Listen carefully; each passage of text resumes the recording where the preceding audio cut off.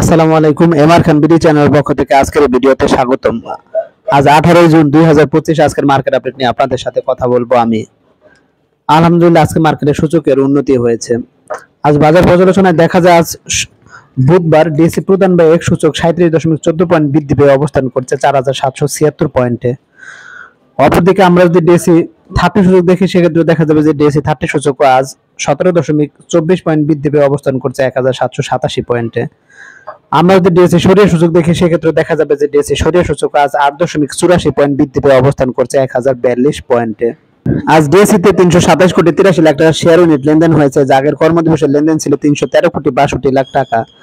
আজ ডিএসসিতে লেনদেন হওয়া 396টি প্রতিষ্ঠানের শেয়ার ইউনিট লেনদেন হয়েছে, এর মধ্যে দাম বেড়েছে 202টির, দাম কমেছে 113টি এবং দাম অপরিবর্তিত ছিল 82টি কোম্পানির।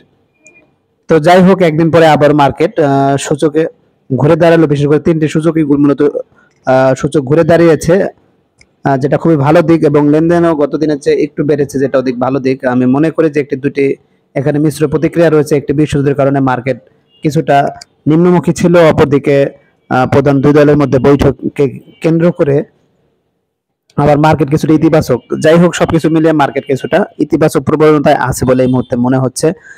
তো যাই হোক, এভাবে হয়তো বা আগামী দিনে মার্কেট এগিয়ে যাবে বলে আমি মনে করি। তো এখন যদি আমি আজকের দিনে মার্কেট ইন্ডেক্স মোবাইল দেখি সেক্ষেত্রে দেখা যাবে যে মার্কেট পুলার্স বা সূচক ভিত্তিতে যাদের অবদান রয়েছে তারা হলো BAT BC, Square Pharma, GP, Lafarge Holcim, Walton, Lovello, Renata, NBL, Olympic এবং সামিট পাওয়ার। তো সেক্ষেত্রে দেখা যাচ্ছে ব্যাট বিসি এবং স্কয়ার ফার্মা একাই 4 পয়েন্টের মতো, জিপি 3 পয়েন্টের মতো, লাফার সোলসিম 2 পয়েন্টের মতো এবং বাকি সবাই 1 পয়েন্টের কাছাকাছি সূচকের বৃদ্ধি ঘটিয়েছে।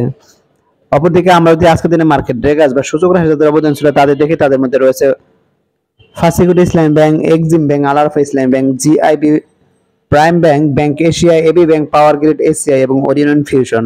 তো সেক্ষেত্রে দেখা যাচ্ছে যে ড্রেগার্সের যে শীর্ষ 10টি কোম্পানি ছিল তারা কেউ 1 পয়েন্টের মতো সূচকের পতন ঘটাতে পারেনি।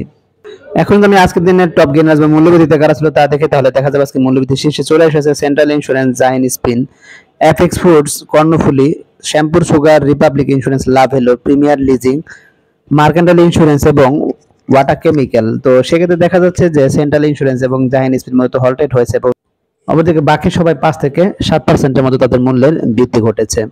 আমরা আজকের দিনের টপ লুজার্স বা মূল্য রাশি কারা ছিল তা দেখে, তাহলে দেখা যাবে আজকে মূল্য রাশি শীর্ষে চলে এসেছে first finance, people leasing, Lanka Bangla securities, far east finance, Islamic finance, SK trims, regent textile, GIB, Phoenix finance এবং পিএইচপি ফার্স্ট মিউচুয়াল ফান্ড।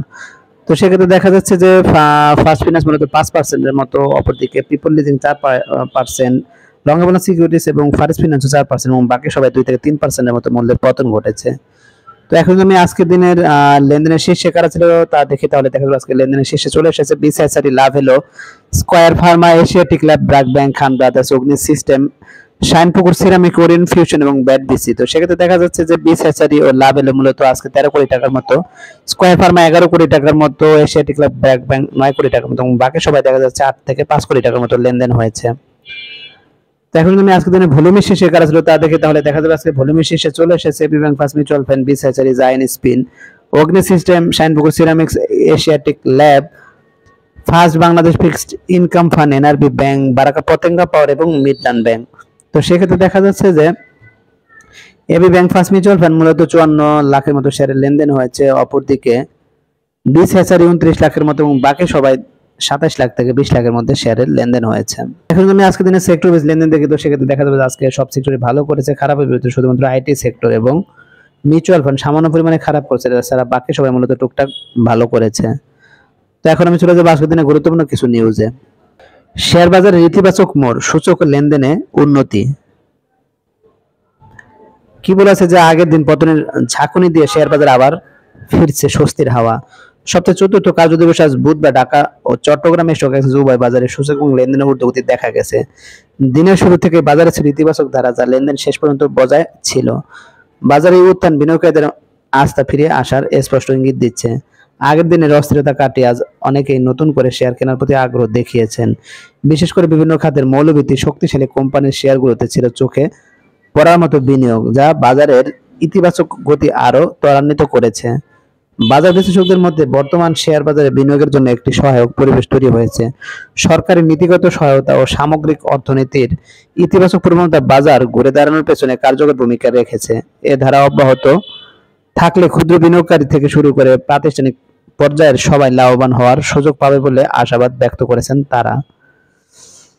তো যাই হোক, আমি তাই মনে করি যে সব যেহেতু কিছু ইতিবাচক নিউজ রয়েছে সেইটার উপর ভিত্তি করে সাধারণ বিনিয়োগকারী হয়তো বা কিছুটা আস্থা ফিরে পাচ্ছেন, তাই মার্কেট কিছুটা ঘুরে দাঁড়াচ্ছে। তবে এই ধারা অব্যাহত কতদিন থাকে সেটাও দেখার বিষয়। হঠাৎ করে যাতে মার্কেট আবার নেট দিয়ে না পড়ে, সেটাই সবচেয়ে উল্লেখযোগ্য বিষয়। তো এখন আমি চলে যাবো অপর একটি গুরুত্বপূর্ণ নিউজে। প্রাতিষ্ঠানিক বিনিয়োগ বেড়েছে প্রকৌশল খাতের 16 কোম্পানির। তো কি বলছে, শেয়ার বাজারে তালিকাভুক্ত প্রকৌশল খাতে 42টি কোম্পানি রয়েছে। এর মধ্যে মে মাসে শেয়ার ধারণ সংক্রান্ত বিনিয়োগ হালনাগাদ প্রকাশ করে 39টি কোম্পানি। হালনাগাদ কিন্তু অনুযায়ী মে মাসে প্রাতিষ্ঠানিক বিনিয়োগ বেড়েছে 16টি কোম্পানির।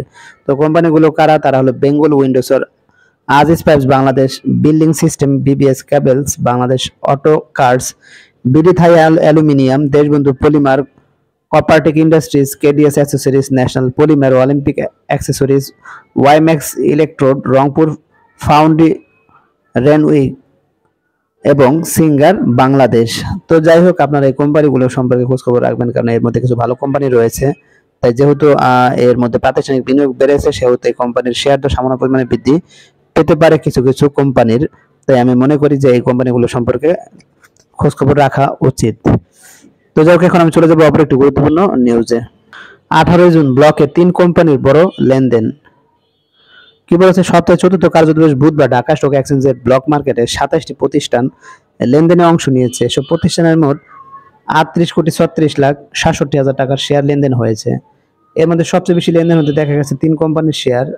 তো তারা কারা? তারা হলো Lovello ice cream, national credit and commerce bank ও ম্যারিকো। আজ এই 3 কোম্পানির মোট লেনদেন হয়েছে 31,61,00,000 টাকারও বেশি। তো এর মধ্যে সবচেয়ে বেশি লেনদেন হতে দেখা গেছে লাভেলো আইসক্রিম, এছাড়া রয়েছে national credit and commerce bank ও ম্যারিকো। তো যাই হোক, আপনারা এই কোম্পানিগুলো সম্পর্কে খোঁজখবর রাখবেন, প্রয়োজনে বিনিয়োগ করতে পারেন। তবে শেয়ার বাজার অত্যন্ত ঝুঁকিপূর্ণ, এই ঝুঁকির কথা বিবেচনা করে বিনিয়োগ করা উচিত বলে আমি মনে করি। তো যাই হোক, আজকে ভিডিও বাড়াবো না, আজকে এখানে বিদায় নিচ্ছি। যারা আমার চ্যানেলে নতুন, অবশ্যই চ্যানেলটিকে সাবস্ক্রাইব করবেন, লাইক করবেন, কমেন্ট করবেন, শেয়ার করবেন। সবাই ভালো থাকবেন, সুস্থ থাকবেন। আল্লাহ হাফেজ।